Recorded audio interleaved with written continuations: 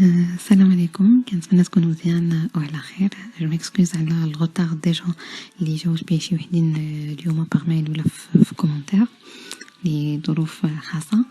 وثانيا اذا كان كنتو باغيني نهضر لكم بالضبط على شي سوجي ولا شي موضوع اللي كيهمكم حاليا قولوا لي في كومونتير ولا باغ ميل باش نوجد لكم فيديو عليه. وما تنساوش اذا كان كيعجبكم الكونتوني بيان سور انكم تابوناو فوق لاشين. اليوم جيت نهضر لكم على واحد لي زيد دو لوجمون اللي كيتعطاو لي زيتيديون وي سون جيري باغ واحد لورغانيزم اللي سميتو لا كاف. نورمالمون بور لي زيد دو لوجمون كاينين ثلاثه الانواع، كاين دي زايلس، كاين دي زايلف اي دي زابيل.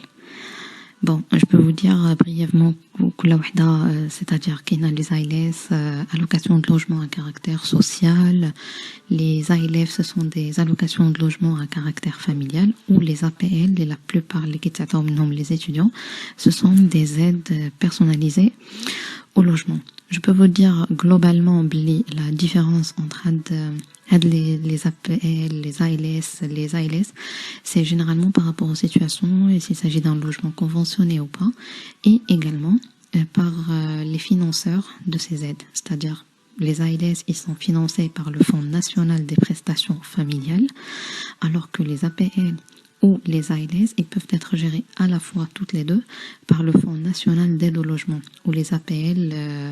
Donc c'est presque pareil. Et c'est destiné généralement pour les étudiants. Donc ما غاديش ندخلوا بزاف في هاد لي ديتاي هادو.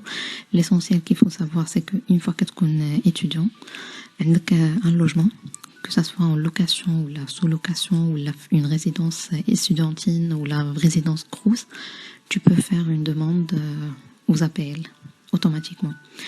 Et avant d'entamer vraiment la procédure ou bien la démarche de la demande en ligne, ce qui est plus pratique d'ailleurs, كاين واحد جوج الامور اللي ضروري بنادم خاص يرد لهم البال.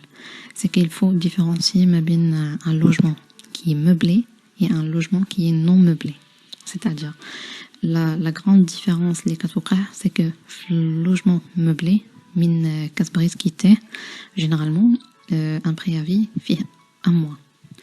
Par contre, mais qui compte un logement qui est non meublé, le préavis diallo, par contre, il est de 3 mois. Donc, il faut faire bien gaffe à cet élément. Vraiment, il est très essentiel de bien checker le contrat et de bien checker vraiment la composition du logement dialco. Parce que quand il y a la loi qui a bien clarifié l'état sur un logement meublé.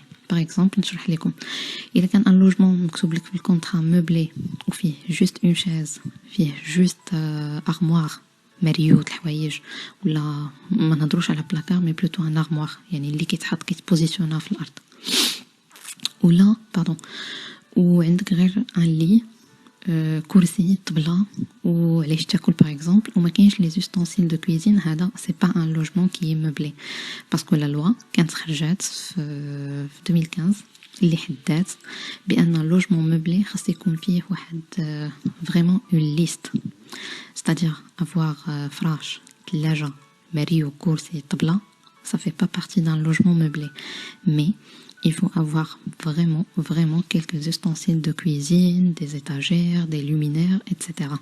ou un matériel d'entretien ménager. C'est-à-dire il y a مكانوش هاد les éléments qui m'a حاولت ندير لكم capture d'écran من le site ديال service public باش تعرفوا un peu en détail ce que c'est qu'un logement meublé. وباش تعرفوا باللي فراش ثلاجة مريو ولا غير كرسي طبلة c'est pas forcément un logement meublé. Un logement meublé, il doit contenir ça principalement. ولو يكون غير تفصيل واحد كاس واحد اسمه ولا وكانوا هادو الاخرين كاملين c'est un logement meublé. ما كانوش il ne se considère pas comme étant un logement meublé. Donc ما يكونش الفرق بينه وبينه ما بين اخر qui est nu, c'est-à-dire ما فيه والو carrément غير الارض والحيطان tout simplement. Donc faites bien gaffe à la composition ديال le logement ديالكم شنو فيه وكيكونوا مكتوبين في الكونطرا bien en détail et vous faites gaffe lors de l'état de lieu باش تاكدوا واش هذوك les éléments كاينين في الدار ولا لا. Donc ça c'est un point qui est très important. Ou généralement ce qui retombe là-dessus par rapport au préavis, c'est-à-dire ملي كتبغي تخوي par exemple ديك الدار وتمشي لشي بلاصه اخرى ملي كيكون خاوي ولا ملي كيكون non meublé عندك 3 شهور عاد تكيتي. Il y a un préavis obligatoire de 3 mois. عاد كتقدر تكيتيه ونفتح قوسين في هذه سي كو كاينين واحد الشروط اللي تقدر تستافد من ان بريافي فيه ان موا بالنسبه لهذا لو كا هذا اللي نقدر نهضر لكم عليه من بعد في فيديو اخر. Mais généralement, c'est ça. 3 mois pour un meuble, pour un logement qui est non meublé. Il y a des cas spécifiques pour lesquels vous pouvez avoir une réduction de 2 mois, c'est-à-dire à la fin, vous restez en préavis qu'1 mois. Et quand le logement qui est meublé, c'est clair, c'est 1 mois de préavis. Donc ça, c'était la première parenthèse.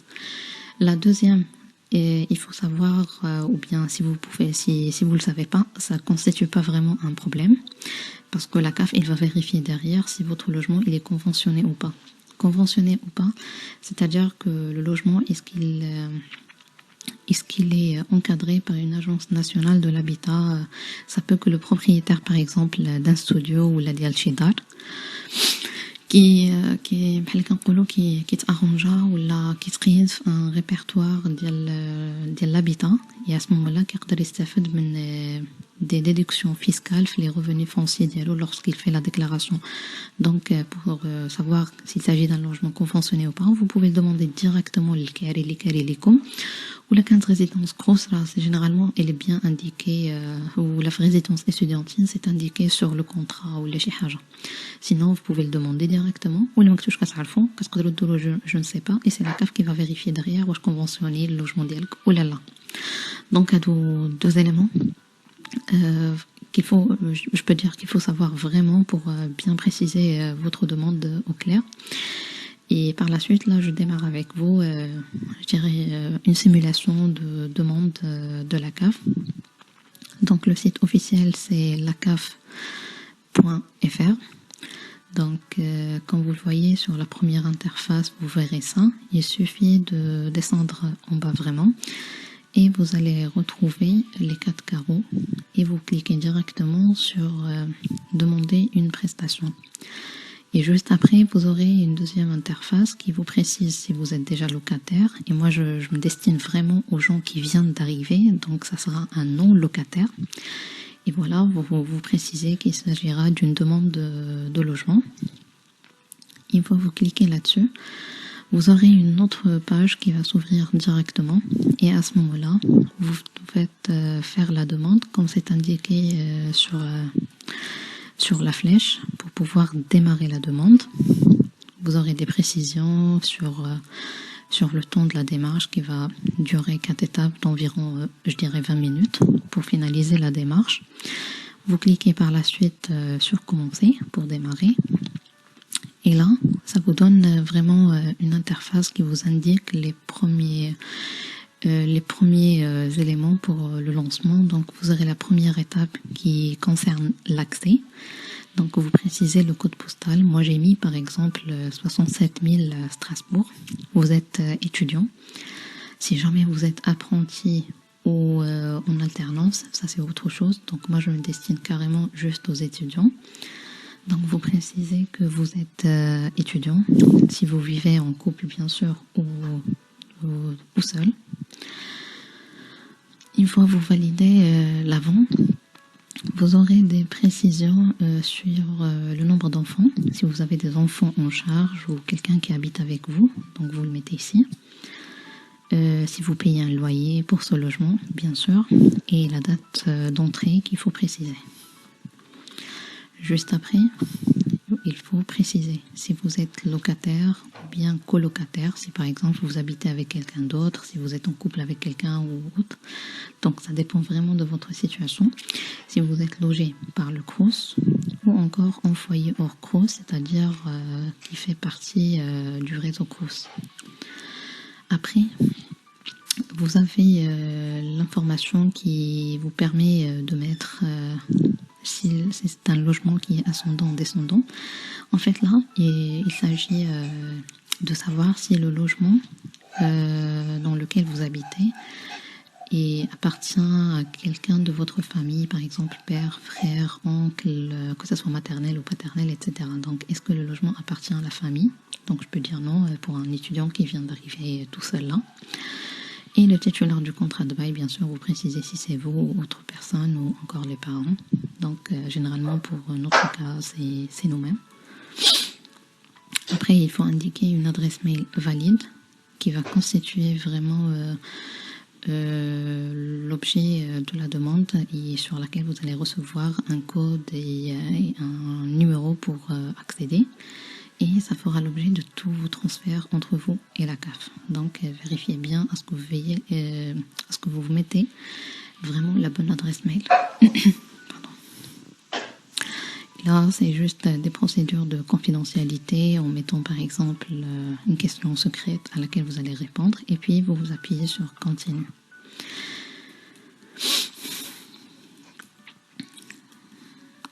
Juste ensuite, en mettant continuer,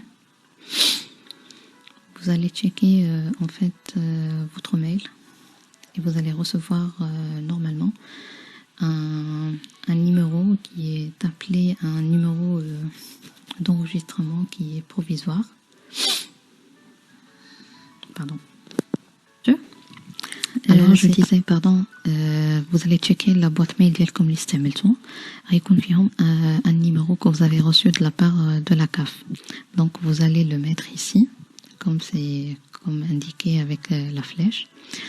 Une fois que vous cliquez bien sûr sur continuer. Encore une fois, il vous rappelle la durée de traitement ou bien la durée de la continuité de la saisie de la demande. Vous appuyez par la suite sur continue.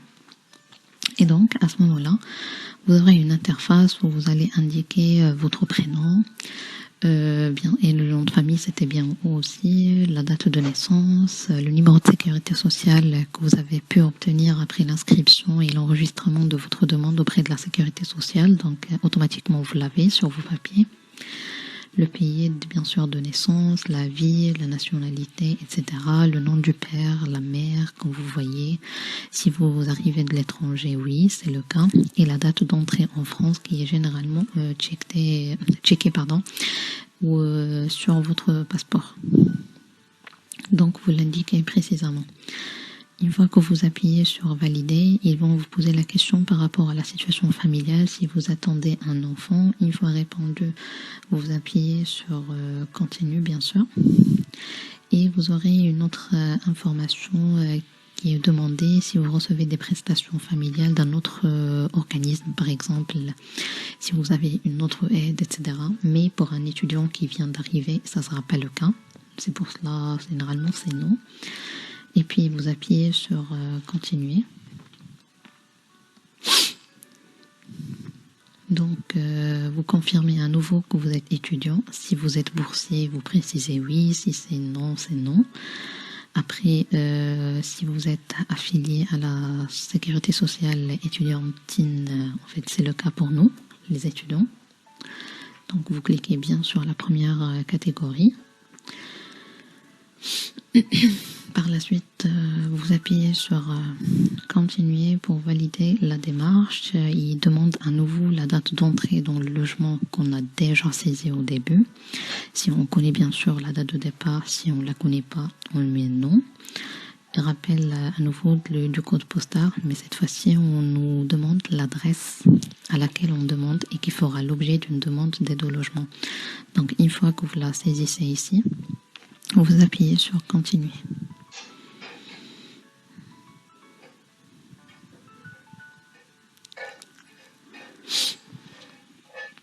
Donc, une fois validé, vous mettez votre numéro de téléphone que vous allez rajouter et puis sur continuer.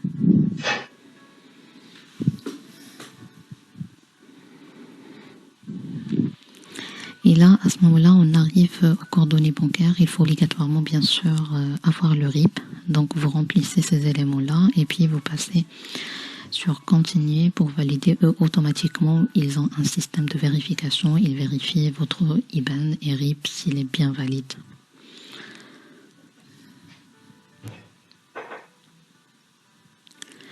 Donc, une fois validé, ça va se remettre directement sur une nouvelle interface où on vous demande de saisir les ressources.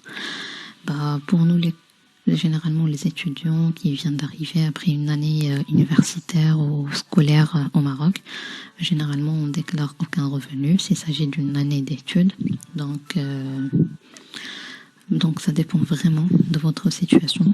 Si vous étiez au Maroc et vous travaillez et vous avez fait vos déclarations de revenus, vous pouvez le préciser. Sinon, vous mettez directement aucun revenu pour le cas des étudiants, etc. Et vous cliquez sur continuer. Donc, une fois validé, il vous pose la question si vous avez un bien immobilier. Donc, en général, la plupart des étudiants là, ils n'ont pas de patrimoine immobilier. Donc, on met non. Donc, tout dépend de votre situation ou vraiment vous répondez au clair. Une fois validé, il retourne sur le type de logement. S'il s'agit d'un studio, appartement, etc. La surface, il est indiqué sur le contrat. Et puis, vous précisez s'il s'agit d'un logement meublé ou non. Si vous êtes en colocation à nouveau, ils veulent avoir la confirmation si vous habitez seul, etc. Donc, il y a un certain rappel. Vous mettez le montant du loyer que vous payez, hors charge, ou bien avec charge pour vraiment mettre bien les choses au clair. Puis la date de début du contrat de bail, le premier mois que vous avez payé. Et puis vous appuyez sur continuer. Une fois validé, vous louez ici. C'est chez un particulier. Si votre bailleur, en fait, la personne qui vous loue l'appartement ou le studio, il habite ici en France, etc. ou ailleurs. Donc là, vous allez passer à la saisie de ses propres coordonnées à lui. Et eux, ils vont vérifier, bien sûr, s'il s'agit bien d'un bailleur.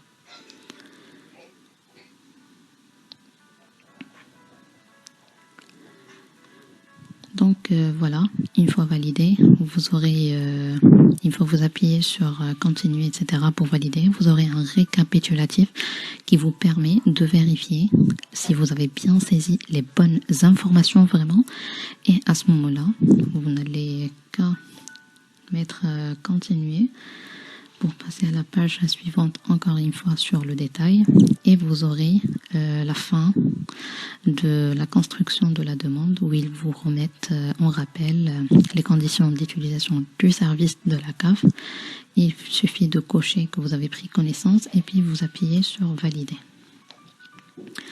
Une fois que vous appuyez sur valider, vous serez carrément à l'étape 4 qui est la dernière. C'est juste, il vous confirme que votre demande a été bien enregistrée et vous allez automatiquement recevoir un mail qui confirme que votre demande a été bien enregistrée. Donc vous pouvez télécharger ce document-là et vous pouvez fermer votre situation. Je reviens vers un point aussi par rapport aux pièces qui sont demandées. Ça peut, avant de passer à la phase 4, on vous demande de mettre en pièces jointes les documents. Donc ça dépend vraiment de chaque vie, de chaque CAF. Il y en a qui le mettent, il y a un outil pour pouvoir les joindre en ligne. Sinon, il faut les envoyer par la poste directement ou bien les mettre carrément dans la boîte de la CAF de votre vie. Donc tout dépend vraiment de l'interface de la CAF de la vie dont vous dépendez. Donc généralement, bien sûr, une copie de la pièce d'identité. Et il faut mettre un extrait d'acte de naissance, même si vous êtes marocain. Copie de la carte de validité pour le titre de séjour, il le faut obligatoirement. Le RIB, bien sûr, que vous avez mis. Et le bail de location ou l'attestation de loyer. Donc, ça dépend s'il s'agit de CRO, s'il s'agit d'un bail, etc. Et une fois que votre dossier est traité, vous allez recevoir les allocations à partir du deuxième mois de loyer. C'est-à-dire que le premier mois de loyer, vous le payez en intégralité et vous n'avez pas le droit d'aide. Donc, c'est automatique, c'est leur loi, c'est leur procédure. Donc, l'aide, c'est à partir du deuxième mois de loyer. Automatiquement. Le premier, il n'est pas payé. C'est-à-dire, vous pouvez pas avoir un rappel d'aide pour le premier mois. Automatiquement à partir du deuxième. Et généralement, ça se traite 5 semaines, 6 semaines. Et encore une fois, ça peut que ça sera vraiment en 2 semaines, en 3 semaines même. Ça dépend vraiment de chaque CAF, de chaque organisme, de chaque vie et l'état de dossier qu'ils ont. Voilà. C'était vraiment l'ensemble des informations que je voulais partager avec vous. Si jamais il a عندكم d'autres questions ولا بغيتوا شي حاجه ندوي فيها بالضبط خليوها لي en commentaire وما تنساوش تابوناو الا كان كيعجبكم الكونتوني. Merci, bon courage, au revoir.